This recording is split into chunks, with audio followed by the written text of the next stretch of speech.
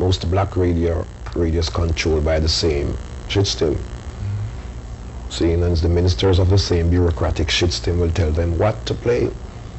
Seeing because it's the politics, they make the music business become political. Seeing? And we on the outside suffer the consequences of the politics in the game of music when I did not make my music to be political. I make my music as a contribution to the upliftment of Africans.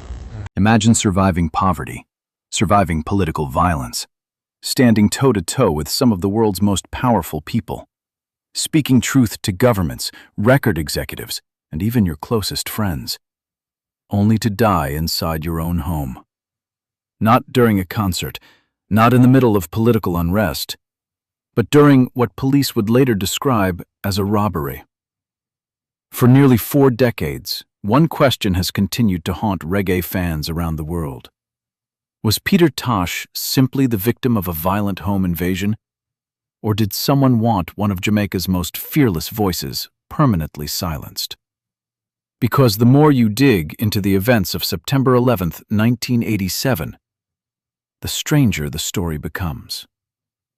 Tonight, we're examining the official investigation, the eyewitness accounts, the trial, and the questions that still refuse to disappear. By the end of this documentary, you'll understand why Peter Tosh's death remains one of the most debated tragedies in reggae history. But first, if you enjoy deep documentaries that separate documented facts from speculation while exploring the stories behind history's biggest mysteries, take a second to support the channel. Hit the like button, subscribe, and turn on notifications so you don't miss future documentaries. Liking the video helps YouTube recommend it to more people who enjoy history, music, and investigative storytelling.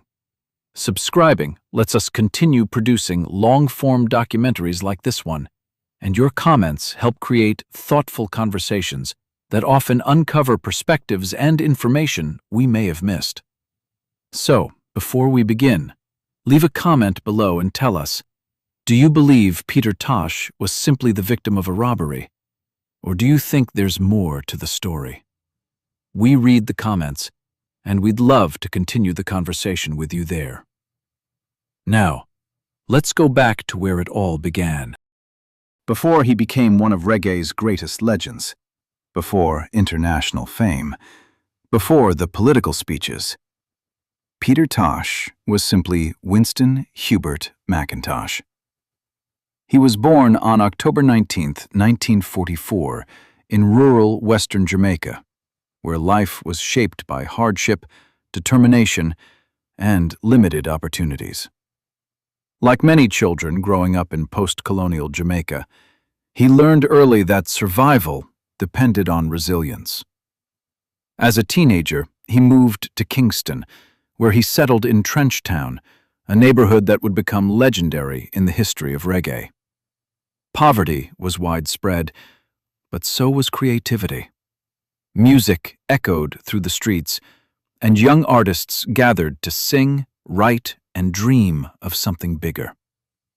It was there that Tosh met 2 other young musicians who would change music forever: Bob Marley and Bunny Wailer. Together, they formed a vocal trio that would eventually become known as the Wailers. The chemistry was undeniable.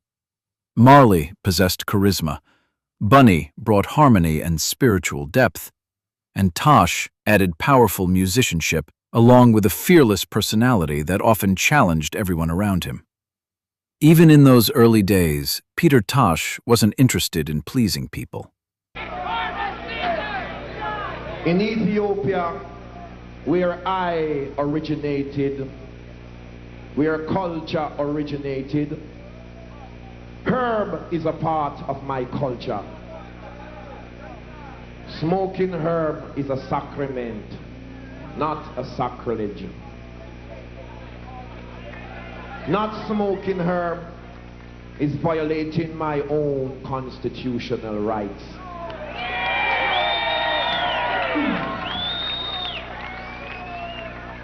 He questioned authority, challenged injustice, and refused to compromise his beliefs. That attitude would define his entire life. As reggae spread beyond Jamaica in the late 1960s and early 1970s, the Wailers gained international recognition. Their music spoke about poverty, oppression, African identity, and hope. It resonated with audiences far beyond the Caribbean. Yet success also brought tension. The band's growing relationship with international record companies meant difficult decisions about money, creative direction, and leadership. Over time, it became increasingly clear that Bob Marley was emerging as the group's central figure. Peter Tosh didn't always agree with that direction. He believed every member deserved equal respect and opportunity. Those disagreements eventually became impossible to ignore. I was his vocal background decorator of his music for all these years. See? Well, the time came after 12 years was to see what was inside of me. And that's what I did. Because I did not come on this earth to be a background vocal. By 1974, Tosh and Bunny Wailer left the group to pursue solo careers. For many bands, such a split would have ended the story. For Peter Tosh, it was only the beginning. As a solo artist, Tosh became even more outspoken. Years we've been living this illusion of Jesus die and go to heaven. That don't exist. Places in Africa, if you tell people about dead, they laugh at you. Only in the Western Hemisphere people commit suicide and genocide and homicide and all kind of side. I don't know who for side no left. He wasn't interested in writing safe songs that would guarantee radio play. Instead, he tackled controversial issues head-on. He sang about equal rights, justice, police brutality, colonialism, cannabis legalization, African liberation, and the dignity of oppressed people everywhere. His message was uncompromising, and his performances reflected that intensity. Audiences admired his courage, but his willingness to confront authority also attracted criticism. He wasn't just entertaining people, he was challenging them. One of his defining moments came in 1978 during the famous One Love Peace concert in Kingston. Jamaica was deeply divided by political violence. Rival political supporters clashed in the streets, and tensions ran high. Many hoped music could help calm the nation. Bob Marley delivered a symbolic moment by bringing opposing political leaders together on stage. Peter Tosh took a different approach. Instead of offering gentle words of reconciliation, he delivered a fiery speech demanding justice, criticizing politicians, and calling for the legalization of marijuana. He argued that symbolic gestures alone were not enough if the underlying problems remained unresolved. Some applauded his honesty. Others believed he had gone too far. That was Peter Tosh. He rarely softened his message to make powerful people comfortable. As the years passed, his international reputation grew. Albums such as Legalize It and Equal Rights cemented his status as one of reggae's most influential voices. His concerts drew fans from around the world, and fellow musicians respected his uncompromising commitment to his beliefs.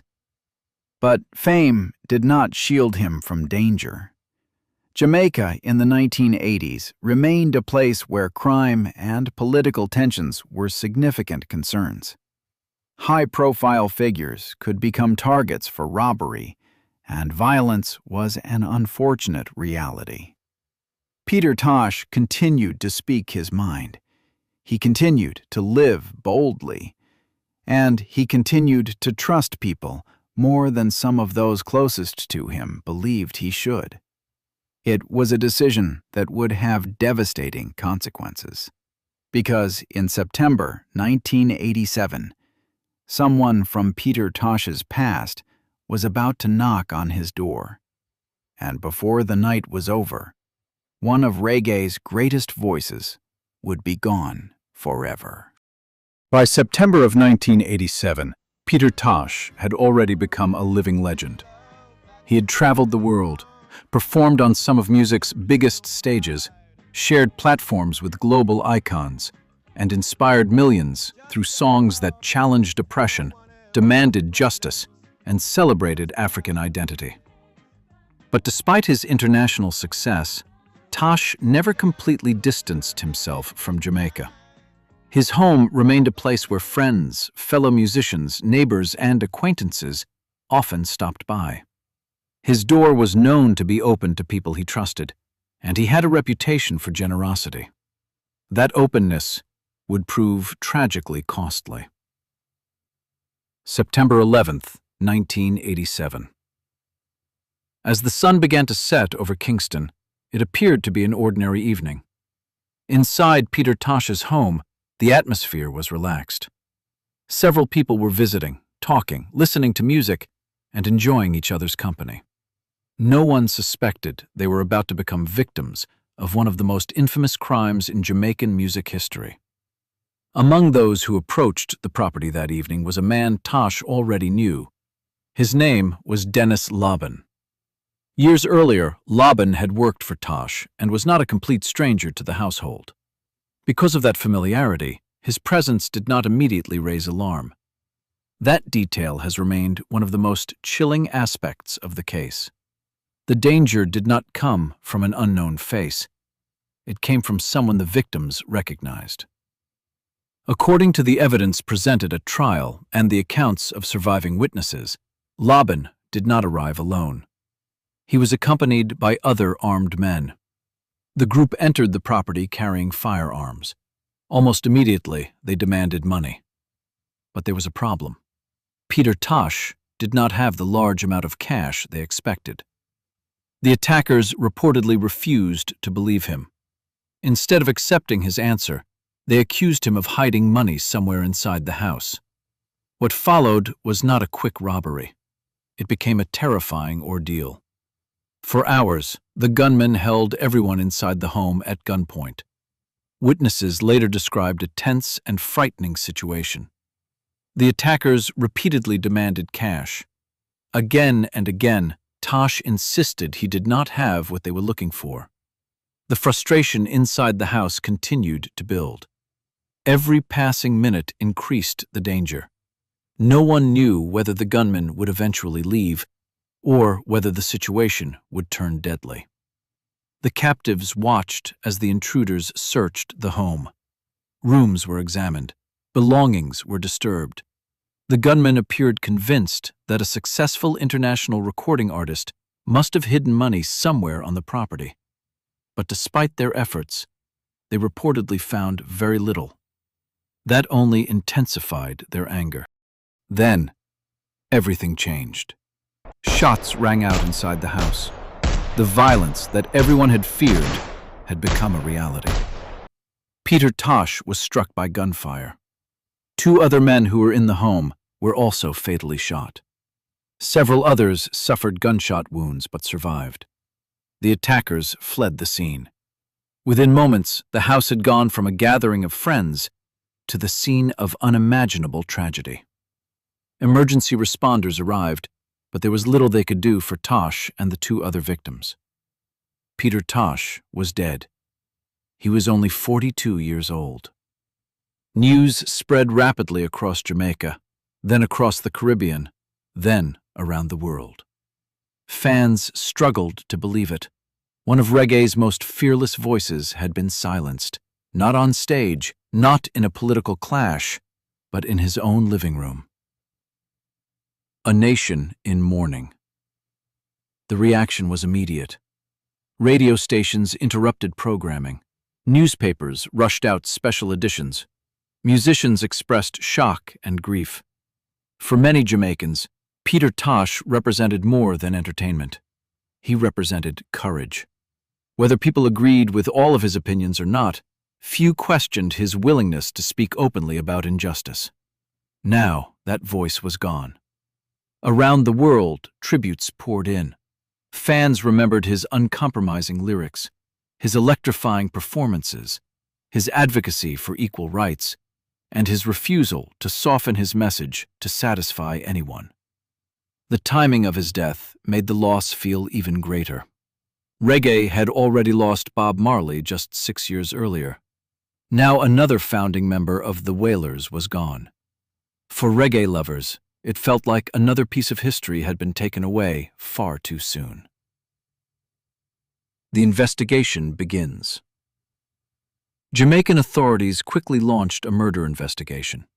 From the beginning, detectives focused on identifying everyone involved in the attack. Because survivors had seen the gunman face-to-face for hours, investigators had an advantage many homicide cases do not. There were eyewitnesses, and those eyewitnesses identified one man almost immediately: Dennis Lobban. His previous connection to Peter Tosh made the identification especially significant. This was not a mystery involving an unknown intruder. Police now had the name of someone who had allegedly been inside the house during the killings. If this was only a robbery, why remain inside the house for so long? Why continue threatening people for hours? Why resort to murder after failing to find money? And why target someone whose public profile made the crime certain to attract worldwide attention? Those questions fueled speculation almost immediately. Some believed the official explanation fit the evidence. Others suspected there had to be more. At that stage, however, investigators publicly treated the case as an armed robbery that escalated into multiple murders. Whether that explanation would satisfy the public was another matter entirely. Some people insisted Peter Tosh had been killed because of his outspoken politics. Others claimed powerful interests wanted him silenced. The investigation would eventually lead to arrests, a high-profile trial, and years of debate. But even then, many questions would remain unanswered. The defense sought to create reasonable doubt, but the prosecution maintained that the eyewitness testimony, combined with other evidence, clearly established Lobban's role in the crime. After hearing the evidence, the court found Dennis Lobban guilty. He was convicted of the murders. For the justice system, the case appeared resolved. A man had been arrested, he had been tried, and he had been convicted. Officially, Peter Tosh's killers had been brought to justice, at least in part. But not everyone was satisfied. Even after the conviction, many people remained unconvinced that the entire story had been told. Not necessarily because they believed the verdict was wrong, rather because they wondered whether it was complete. One question came up again and again. If several armed men carried out the attack, why was only one person ultimately convicted? Were all of the participants ever identified? Did every individual involved face justice? Those lingering uncertainties helped fuel years of speculation. Ironically, the men who entered Peter Tosh's home hoping to take something from him failed in one important respect. They could end a life, but they could not erase a legacy. Today, Peter Tosh's music continues to be played across the globe. Songs like Legalize It, Equal Rights, and Stepping Razor remain anthems of resistance, justice, and self-determination. His influence can be heard in reggae, hip-hop, Afrobeat, and countless other genres. New generations continue to discover his work, not because of the way he died, but because of the fearless way he lived. And perhaps that is the greatest answer to those who sought to silence him. His voice never truly disappeared. It simply found millions of new listeners. So if you just put your hands in mine, we're gonna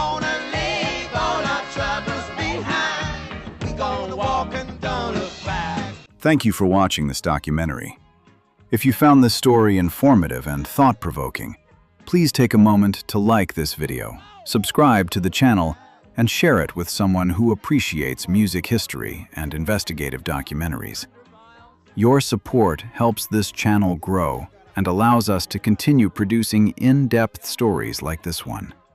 Every like, comment, and subscription tells YouTube that this content is worth sharing with more viewers who enjoy thoughtful documentaries. Until next time, thank you for watching. Stay curious, and remember, the search for truth is strongest when it's guided by evidence, open-mindedness, and a willingness to listen.